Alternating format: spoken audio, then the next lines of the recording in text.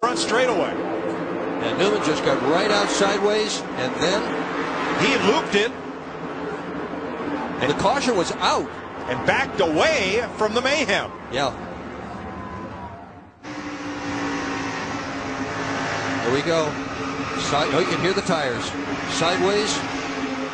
And behind him. Look out. Newman did a great job. Looks like he escaped that Charlie without damage. As I say, when you're in the middle of 3 and 4, you can't see much of that front straightaway, and it clogs quickly when cars get sideways. No, but just look at this. Look at John Smith right over the top of Penning's car. There's Robbie Gordon outside of Mark Martin. Oh, Mark just come. The car just spun around. Mark, see, he's already been wrecked, and so his car's not driving as good as it should. And then everybody's got to come through that days of thunder-like cloud. Spotters don't know if there's going to be a caution or not. They assume there is because you see all that smoke. What happened to John Andretti in the 43 checked up, Tony Stewart checked up, Joe Nemechek did not check up. Not as much as those guys did anyhow. The accordion. All right, Kenny, second in practice. What do you think about that Pennzoil Chevrolet? Can you put it on the pole? Wait a minute. Well, Matt, you know, I think the car's... That's not Matt. Matt Yoakum. No, I'm Matt Yoakum, superstar reporter. Look. See? Power Ranger Matt. But No. How's your car? Let me get a pen and I'm going to start taking notes of who I need to pay back. Superstar reporter. Kevin. Hey. Whoa. Look at my hair. And I have more hair than that, a lot more hair. But see, if if that road game was start working for Kevin, then... Look, here's what I am Matt Yoakum. Here's what I want to know, Kevin. Here's what I want to know, Kevin. Pennzoil car's running real good all day long. I think all the boys back at the shop. All right. You try to see it's a little bit high right there, and you try to pull it down right there, and you lose that banking, and it's not much grip.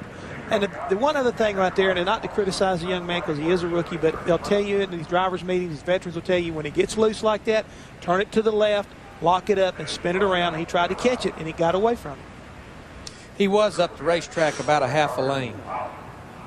And that was a hard lick. You notice the car come all the way up off the ground. Wham! Oh. And the country crock car is headed, apparently, for the house. The car got away from him, and rather than spin the car out, I think he overcorrected the car. He said he thought he could save it, and when he did, the car came back to the right and came into the wall, and when it did... It went straight up, and I mean, height-wise, cleared the fence and came down and landed on the A-post and just flipped, you know, several times and end over end, then barrel rolled a couple times. And they said, well, we're not bringing the car back to the shop. I guess they didn't want Brian's mother or anyone else to see the car. But I finally did see the pictures. It's like, oh my God. His banana. He's going to peel the banana. And then he's going to... With his gloves on. What Trevor said, he's had bananas before in the car, but he's always had somebody else peel it. But watch this. How is this going to work? Well, he had a bit of a challenge getting that first bite in there. It's a disaster, yeah. That's why he always wears a bandana. It's a catch-all. It's halfway down his fire suit. His helmet. Yeah. I mean, we stuck with it. We stuck with it. And he eventually got a bite of that banana and then saved the rest of it. Look, he tucked the banana peel in the door pad. He's going to smell like banana. Let's take a look back again at what happened. Zane turns to go in his pit, and you can see the black marks. The tires locked up in the back, and that was just incredible that athlete was able to maintain control of his body to put it into the side of that truck in a way that he could walk away. And that is Charles Plank. He's the tire carrier, and I'm hearing, Josh, you've got him? Yeah, down here with Charles Plank, and he's watching the replay there. What was going through your mind when that was happening on pit road? I thought I could clear it, and I didn't, but it looks like I almost cleared it jumping over. I'm glad I made it on the deck lid instead of getting underneath it, so we're ready. We're ready for the next stop. And how are you feeling? You good to go? I'm great to go. There you go. He's a tough guy, guys.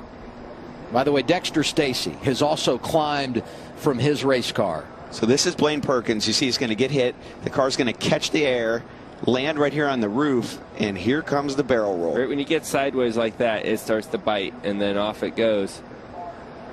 And at this point, you hope when it's up in the air that it doesn't land on the roof. Look at the parts and pieces just coming off that race car as it barrel rolls down the back straightaway. It's at 6-7 times I think I saw that car go around. Yeah, some big hits within the rolls, right? The revolutions at that speed usually isn't. And this is the run I was talking about. Sam did a good job getting up a little higher, getting a run. Ryan Sieg, you know, we said he fired off good, not so much on the long haul. The one over sends it in there, gets it a loose stuff.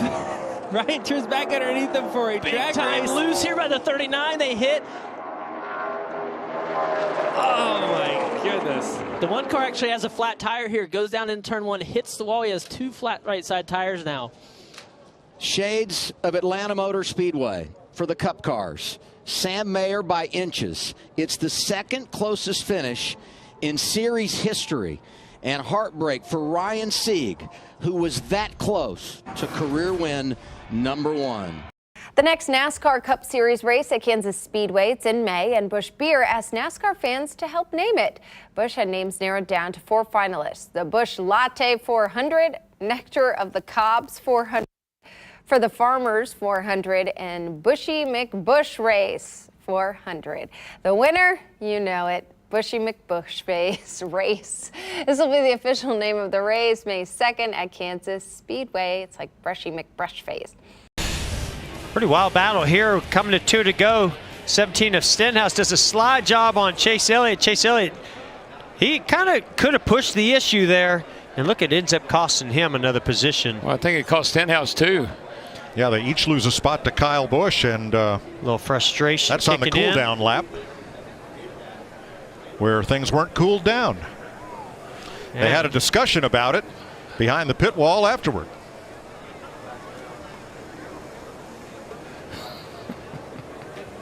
Whirly with him, gets a little loose, and here we go. And it's on. Boy, when he comes down the hill and hits that Allgaier. 51, and that turned him right into Gilliland when he did that. And watch that red car shoot across the track right into the path of David Gilliland. And I guarantee you, Gilliland was on it trying to get through it without getting in it, and he didn't quite make it. And that is unbelievable crash. Gosh, wow! I see wrecks like this, and I think about, well, back in the day, you wouldn't probably walk away from that car. They'd have to help you. I know we've had this car for 2 years now, but I love that you don't have the fender rubs you used to have. That would have resulted in him having to pit before. And there, he clipped the inside wall, it looked like. Wall, sure did. Behind you. Yeah, it was out. It was out. 4 cars involved in turn 1. Gilliland, Newman, Gregson hit that inside wall and shot straight up the track right in their lap. Chandler Smith. Oh, Newman, heavy damage on him. I'd say he's done.